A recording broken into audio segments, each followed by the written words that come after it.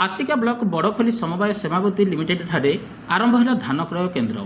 Society अधीन पंजीकृत चाषी उपस्थित में विधायक सरोज कुमार पाढ़ी मुख्य अतिथि रूपे जोगदे मंडी उद्घाटन करते।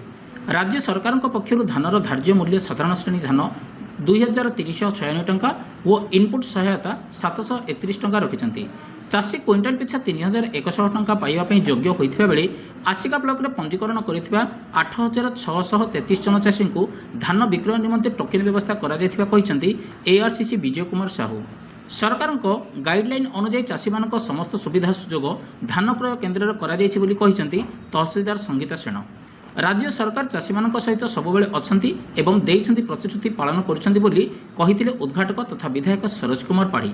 बड़खोली समवाय समिति लिमिटेड पक्षर आयोजित कर व्यवस्था को नहीं खुशी व्यक्त करते विधायक। धानर मान दीर्घ दिन पर्यंत बजाय रखापी झोट अखा व्यवहार करने परामर्श देते जोगाण अधिकारी शर्मिष्ठा दल बेहेरा, सरपंच दुर्गा प्रसाद बेहेरा, अतिरिक्त बीडीओ सुशांत कुमार बेहेरा, एसआरसीसी नृसिंहचरण पंडा प्रमुख उपस्थित रही चाषी को उत्साहित करते। कार्यक्रम को संयोजना करते बड़खोली सोसाइटी संपादक धोबा गौड़।